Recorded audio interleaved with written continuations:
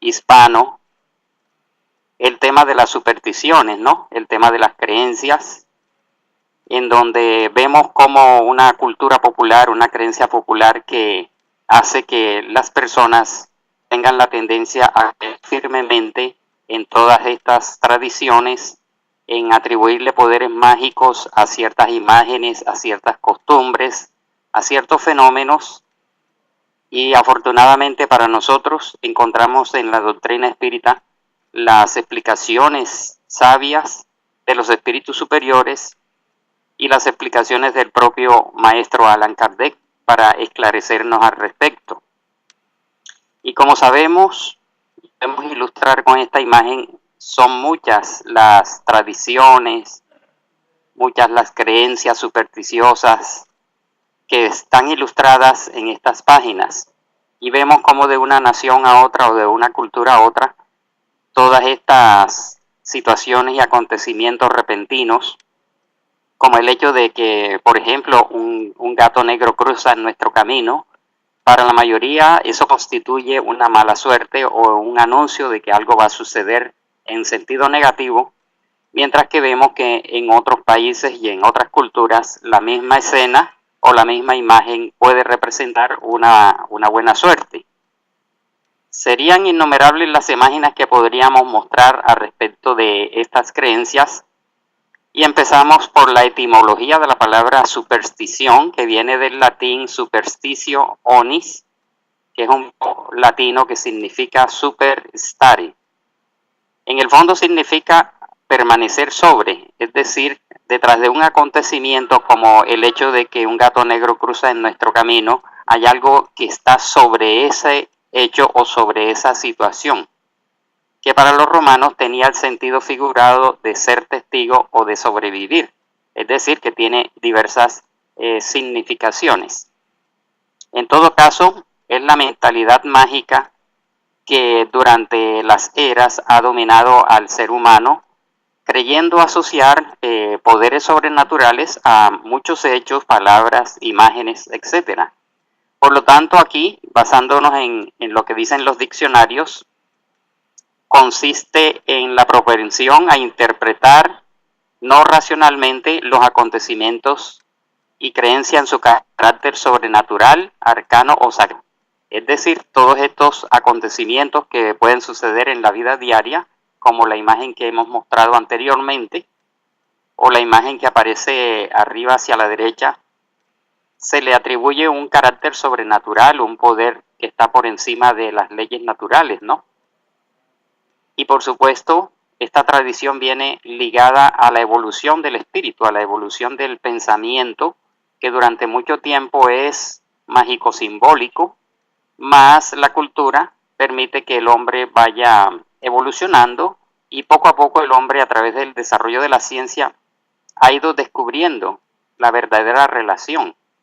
Entonces dice que es una creencia contraria a la razón, que atribuye una explicación mágica a la generación de los fenómenos, procesos y sus relaciones. Entonces vemos por supuesto que muy a menudo las suposiciones adoptan la forma de una imaginaria relación de causa y efecto. Es decir, si se nos atraviesa un gato negro en nuestro camino o si pasamos por debajo de una escalera, asociamos a que hay un poder sobrenatural y que hay una relación entre este fenómeno físico o cotidiano, o que puede ser insignificante, y algo que espiritualmente nos puede suceder. Entonces el error está en establecer esta relación de causa y efecto que no corresponde a las situaciones reales o al pensamiento racional, ¿no? Encontramos entonces, por ejemplo, cuando unas personas están hablando de algo que puede suceder o puede no suceder, tocar madera, como es una tradición en España y en Latinoamérica, es un acto en la cual la persona pide una aseguranza. La persona quiere protegerse de que aquello no suceda. Es como si el hecho de golpear la madera con la mano tuviera un poder, una relación que realmente en el fondo, como ya comprendemos los espíritas, esta relación no existe. Estas creencias vienen desde la antigua Roma, desde la antigua Grecia. Los egipcios y los babilonios eran muy dados a establecer este tipo de relaciones mágico-simbólicas entre un dibujo, una letra, una palabra o un ritual con algo que se desea que suceda o que no se desea que suceda. Las supersticiones están basadas en tradiciones populares, como dijimos, normalmente relacionadas con el pensamiento mágico. Las personas supersticiosas piensan que ciertas acciones, ya sean voluntarias o no, indudablemente, como dice Sonia, muchas de estas relaciones proceden también de la mezcla de las tradiciones, costumbres y religiones procedentes de Asia y de África. Entonces, esas relaciones tales como rezos en salmos, que son rezos asociados a remedios curativos, por ejemplo, aplicar una determinada pomada y hacer una oración acompañada con esa aplicación, se llama en salmo. Los conjuros para atraer poderes superiores positivos o protegernos de poderes negativos. Los hechizos, las maldiciones y otros rituales se piensa que influyen de una manera trascendental en nuestra vida. Es lo que se piensa, es lo que la tradición antigua viene acumulando y arrastrando, y hoy en pleno siglo XXI todos somos testigos de que todavía hay muchísimas personas, incluso de alta cultura, que creen, por ejemplo, en la astrología, creen en los hechizos, en los conjuros, en los pactos, como está comentado en el libro de los espíritus, cuando Kardec interrogó al plano espiritual sobre el tema de los pactos, y allí encontramos una explicación racional, como es de esperarse dentro de la doctrina espírita. Entonces, las tradiciones positivas en cuanto al número 13 o en cuanto a vestirse completamente de rojo, como vemos en la imagen, e infinidad de supersticiones dominan la vida de Hollywood. Los políticos, los investigadores, algunos investigadores que no tienen una suficiente fundamentación, vemos que consultan al adivino, al hechicero, o tienen un astrólogo de cabecera, personas de alto nivel dentro de la política, mandatarios que incluso teniendo como religión el catolicismo, acuden también a sus hechiceros, a sus adivinos, a realizar pactos, y por ejemplo el campo de los grandes delincuentes que establecen supuestamente pactos con el demonio para no ser atrapados nunca, y le tienen una profunda fe a toda esta conducta. Entonces llama la atención cómo personas de alto nivel todavía creen en todas estas supersticiones y las siguen al pie de la letra. Son las llamadas pseudociencias.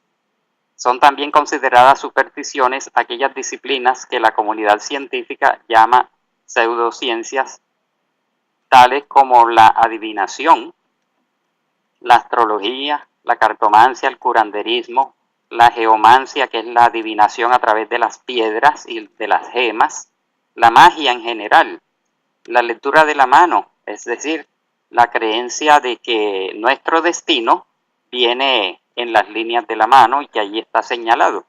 Inclusive hay tratados muy serios al respecto de la astrología y la quiromancia, en donde ellos hacen todo el esfuerzo por, digamos, dar una fundamentación supuestamente científica al hecho de que determinadas líneas de la mano, como la línea del corazón, la línea de la vida, la línea del cerebro o de la cabeza, y determinadas marcas corresponden a la vida del individuo, y hacen unos extensos estudios estadísticos en donde tratan de demostrar que tal carta astrológica corresponde exactamente a la vida de X o Y personaje.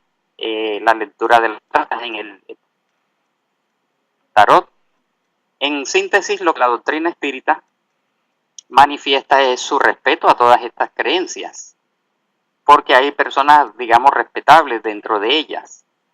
las respetamos, mas no las compartimos porque ya a través de la doctrina espírita hemos comprendido cuál es la verdadera relación que hay en el fondo de todo esto. Son relaciones de tipo espiritual, de tipo vibratorio, y que también hay mucha desviación en cuanto a la creencia en estos efectos. Entonces, los que realizan estos ritos, estos pactos mezclados con ritos, por ejemplo, cristianos y con ritos de origen africano, etcétera, han dado a todo este cúmulo de rituales, de prácticas, de creencias que se han arraigado profundamente en la psiquis del ser humano, ¿no? Y serían innumerables los casos y ejemplos que podríamos mencionar. Entonces, aparece la ciencia, afortunadamente, dentro de la evolución del ser humano, aparece la ciencia, por ejemplo, la química, que se deriva de la alquimia, y la astronomía, que se deriva de la astrología. En realidad, existieron en el pasado y hay muchos tratados extensos sobre la alquimia y la astrología, en donde sus autores, repito, hacen todo el esfuerzo por darle una fundamentación científica y explicativa a todas estas relaciones. Lo que distingue a las supersticiones de la ciencia o el conocimiento racional es el establecimiento de relaciones causales entre acontecimientos y fuerzas supranormales. Entonces, para nosotros lo que existen por la explicación y por la lógica son fuerzas espirituales, vibraciones, energías, irradiaciones, magnetismo y todo este tipo de fluidos y energías que aparecen ejerciendo cierta acción sobre los objetos inanimados, sobre los animales, sobre el ser humano, sobre su psiquis, sobre su campo emocional, tal como lo encontramos explicado dentro de la doctrina espírita en su aspecto científico. Entonces, consideran que hay una marcación del destino, el poder invisible de los astros y el poder invisible de los ritos mágicos. Todo esto va evolucionando y dentro de la doctrina espírita encontramos, por ejemplo, la ley de adoración. Y se reduce todo esto a la oración. Como nos explican en el Evangelio según el Espiritismo, a lo largo de 2 capítulos completos, cómo actúa la oración y en qué consiste la ley de adoración, el reconocimiento de un ser superior, Dios, cómo podemos dirigirnos a Él, cómo elevamos nuestro pensamiento y nuestra alma al Creador a través de una oración que cumple con una serie de parámetros señalados también en el Evangelio según el Espiritismo. Indudablemente, quienes ya estamos dentro de la doctrina espírita no podemos creer en esta imagen, que el hecho de derramar sal, accidentalmente más que todo, corresponde a no sé cuánto tiempo, no sé cuántos años de mala suerte que el individuo va a tener, porque estos son objetos inertes, completamente inertes, como igualmente sucede con los astros, con los planetas, los soles, las estrellas, las galaxias, las constelaciones. Son cuerpos celestes, cuerpos que la astronomía moderna profundiza cada día más. Y como nuestro propio planeta es un inmenso magneto que tiene diversidad de energías, su propio campo magnético, que se interrelaciona con los campos magnéticos de la Luna y del Sol, y que durante la rotación y la traslación de la Luna alrededor de la Tierra y la traslación de la Tierra alrededor del Sol, estos campos magnéticos interactúan. Y nosotros aquí en la Tierra estamos inmersos dentro del campo magnético del Sol, que es extenso, abarcando todo el sistema solar.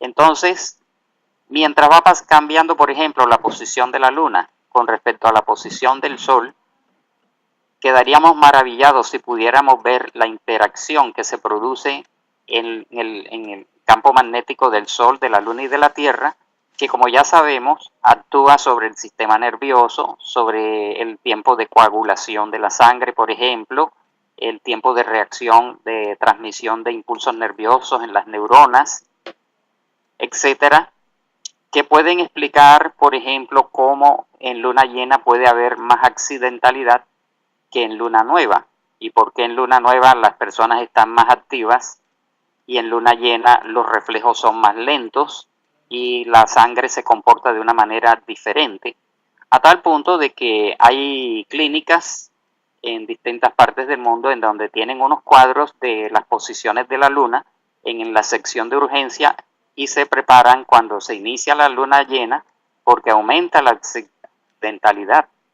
Y han descubierto que se altera la transmisión de los impulsos nerviosos y la composición de la sangre varía un poco, y esto puede explicar el por qué las emociones, las pasiones, la habilidad para conducir un vehículo se ven seriamente alterados.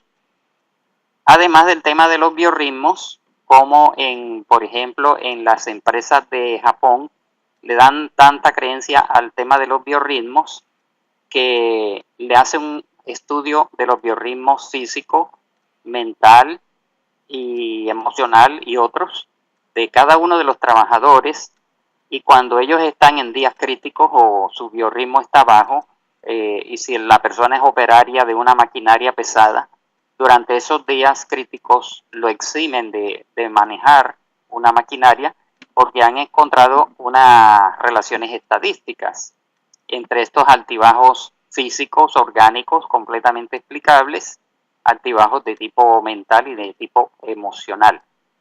En realidad el universo es todo energía. El espíritu es energía, energía pensante. Somos las inteligencias creadas por Dios y estamos inmersos dentro de ese conglomerado de fuerzas y somos afectados física y periespiritualmente por todas estas energías, ya sea activando, ya sea atenuando o alterando, de acuerdo a la constitución de cada uno. Mas no es específicamente el concepto de que tal planeta es el planeta de la fortuna y el otro planeta es el planeta de la guerra. Y si fuésemos a creer en esto, diríamos que los antiguos creían firmemente de que Marte era el planeta de la guerra, cuando realmente la Tierra es el planeta de la guerra, porque aquí hay una humanidad violenta que está emitiendo vibraciones a su alrededor, como planeta, como humanidad y como conglomerado, cuando en el planeta Marte no se ha descubierto nadie que esté en guerra, ni mucho menos podrían provenir por allá, desde allá, hasta nosotros, los impulsos de la guerra. Es decir, el hombre está de atribuir y evadir su propia responsabilidad cuando las guerras en la Tierra son propiciadas por la inferioridad y el atraso espiritual y no porque X o Y planeta esté atravesando por cierta constelación en el cielo, ¿no? Entonces Kardec en el libro de los espíritus, como podemos ver, abordó estos interrogantes al mundo espiritual, ¿no? En la 549, en el ítem 549 preguntó, ¿hay algo de cierto en los pactos con los espíritus malos? No, en el sentido del pacto, porque la palabra pacto indica una relación, un negocio, un compromiso que se establece con un ser considerado el demonio, eternamente destinado a hacer el mal, ¿no? Y que con él se podrían hacer acuerdos. No existen tales pactos, sino una naturaleza mala que simpatiza con los espíritus malos. Le responden los espíritus, por ejemplo, quieres martirizar a tu vecino y no sabes cómo hacerlo. Entonces te atraes espíritus inferiores que, como tú, solo quieren el mal y para ayudarte quieren que secundes sus malos designios. Es decir, cuando queremos hacerle daño a alguien, no estamos estableciendo ningún pacto con ningún demonio, sino que estamos emitiendo una vibración mental y emocional que es registrada por los espíritus los espíritus inferiores, que sienten esa vibración muy claramente, vienen a asociarse con nosotros, y si por alguna razón ven en aquella persona a la cual se quiere perjudicar algún enemigo, algo del pasado, indudablemente van a intentar secundar esa mala intención, ¿no?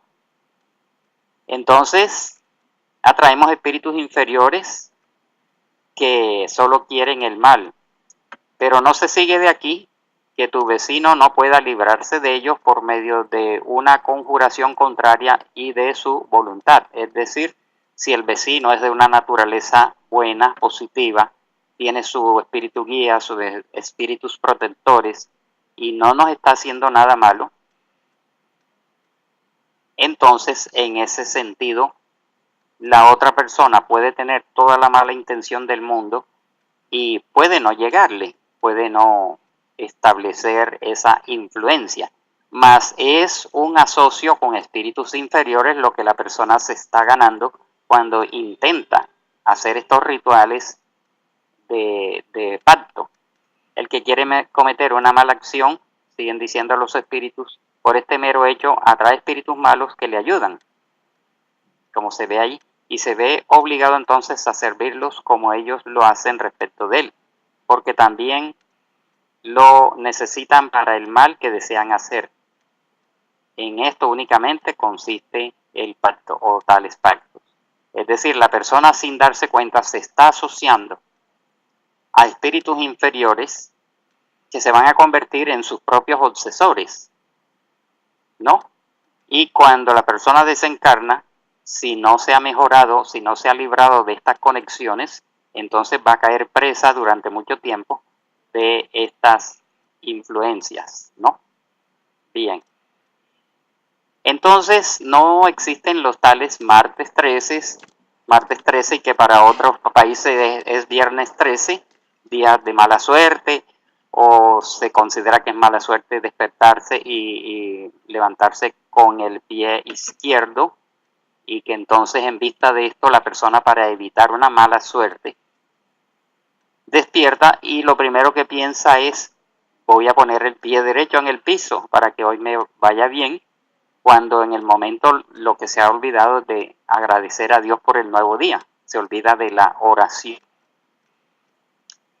Y llegan las culturas norteamericanas, por ejemplo, y europeas a tal extremo de que han quitado de los botones de los ascensores el número 13, ¿no? Saltan del 11, 12 y 14. Aunque exista el piso 13, no lo numeran cuando vemos que es una tontería actuar de esta manera, que por el hecho de que no aparezca un botón no se va a desaparecer, digamos, el piso, y tampoco se va a desaparecer la superstición de muchísimas personas en el mundo, ¿no? Vamos entonces comprendiendo, y Kardec vuelve y pregunta, la 550, continuando con el tema de los pactos: ¿qué sentido tienen las leyendas fantásticas según las cuales ciertos individuos han vendido su alma a Satanás para lograr de él determinados favores? Ya sabemos cuál es la respuesta. Todas las fábulas contienen una enseñanza y un sentido moral, y vuestro error consiste en tomarlas literalmente. La que nos ocupa es una alegoría. Ahí está la explicación, que puede explicarse así: el que llama en su ayuda a los espíritus para lograr de ellos bienes de fortuna u otro cualquier favor, murmura de Dios, murmura de la providencia, renuncia a la misión que ha recibido y a las pruebas que debe sufrir en la tierra, y experimentará las consecuencias en la vida futura. Hemos nacido con un programa reencarnatorio, con un plan de pruebas y expiaciones. Querer establecer un pacto con los supuestos demonios, que como ya la doctrina espírita nos esclarece, no existen como tales, sino espíritus imperfectos, espíritus decididamente dedicados a la práctica del mal en forma temporal. No pueden existir entonces tales pactos, y la persona no puede estar pretendiendo evadir las pruebas y las expiaciones, buscar estas quimeras y estos errores y estas equivocaciones. Entonces, por mucho que tomemos un muñequito representando a fulana o a fulano y lo llenemos de alfileres, no son los alfileres, no es el muñeco lo que está funcionando allí, es la mentalización negativa de mente y de corazón como una vibración oscura que nosotros estamos alimentando contra esa persona. Y realmente nos estamos lesionando nosotros mismos porque estamos llenando nuestra mente y nuestro corazón de esas mismas energías que pretendemos hacer llegar a aquellas personas. Ha habido casos ilustrados, ¿no? De personas que supuestamente llegaron a sentir todas estas acciones de alfileres clavados en un muñeco que los representaba a ellos. Hay unos estudios por allí que aparecen en internet, más lo que pudiera, si acaso, accionar o alcanzar a aquella otra persona es la vibración negativa, la malquerencia, la emisión oscura asociada a, como vimos antes, a espíritus inferiores que secundan estas acciones que terminan volviéndose obsesivas, y todo lo que proyectemos al universo, como dicen las enseñanzas espiritualistas en general, todo lo que le proyectemos al universo, el universo no lo devuelve. Si emitimos, si nos concentramos en hacerle daño a una persona, a la larga estamos alterando nuestra propia estructura mental y periespiritual. Estamos alterando nuestros centros de fuerza que se están cargando de esa misma energía oscura que pretendemos enviar al prójimo. Por lo tanto, con respecto a el poder oculto, los talismanes y los hechiceros, preguntó Kardec, ¿un hombre malvado puede con ayuda de un espíritu malo a quien está sometido a hacer mal a su prójimo? No, Dios no lo permitiría. Pero con la salvedad que habíamos visto anteriormente, si la persona a quien se pretende enviar un espíritu inferior para que le haga la vida insoportable, está dentro de la misma trama vengativa, obsesiva y perturbada, hay allí una relación mutua de encarnado a desencarnado y de desencarnado a encarnado. Mas, como sabemos, tenemos nuestra protección espiritual, nuestros méritos, y no hay un desamparo de que cualquiera pudiera querer perjudicarnos. ¿Qué debemos pensar de creencia de ciertas personas tienen para echar las suertes? Veamos qué dijeron. Ciertas personas tienen un poder magnético muy grande, y a esto, como nos enseña el libro de los mediums, tienen también una facultad mediúnica muy grande. Pueden tener clarividencia, ¿no? Pueden tener doble vista, pueden tener percepciones extrasensoriales diversas, aunque comercian con ellas o aunque las tengan desvirtuadas. Y en otros casos son facultades fingidas. Entonces ese poder magnético muy grande del que pueden hacer mal uso, indudablemente, y pueden hacer buen uso cuando se encaminan dentro del campo de la moralidad y de la espiritualidad. Mal uso si es malo su propio espíritu, en cuyo caso pueden estar secundados por otros espíritus malos. Los hechos que se citan son naturales, mal observados y sobre todo mal comprendidos. Entonces la doctrina espírita, a través de las enseñanzas recibidas por Kardec, más otros autores como Emmanuel, André Luis, Juana de Ángeles, etc., están demostrándonos que no son tales poderes ocultos, ni talismanes, ni hechicería, sino facultades del alma, facultades mentales que pueden ser utilizadas para el bien o para el mal. Seguimos entonces adelante y encontramos esta forma de protegerse, es la creencia de que vamos a cruzar los dedos para que esto resulte o para que esto no resulte, ¿no? Son demasiadas las imágenes o cosas que hoy nos sonreímos ante ellas por la comprensión que se va teniendo de las relaciones de causa y efecto a la luz de la doctrina espírita. ¿Siguió Kardec insistiendo en el tema? No. En la 555, ¿qué sentido debe darse a la calificación de hechicero?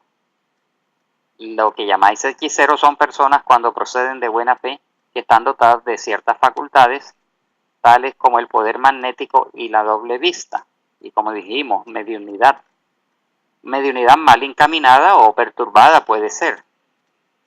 Y como hacen cosas que no comprendéis, las creéis dotadas de un poderío sobrenatural. Y agrega, vuestros sabios no han pasado con frecuencia por hechiceros a los ojos de los ignorantes, así como los antiguos alquimistas, que pasaron por hechiceros cuando en realidad estaban haciendo preparaciones e investigando con la mezcla de sustancias químicas.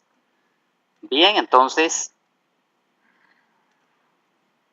el hecho de que todo esto se sume para una persona como una supuesta desgracia, la persona pasa de una escalera, se le atraviesa un gato negro, es un viernes 13, etcétera, todas las malas suertes allí juntas, y su mala suerte consiste en su imprevisión, porque a nadie se le ocurre ir leyendo el periódico por una vía en donde puede caer en un hueco, y eso sí, entre comillas, una mala suerte, es su imprevisión.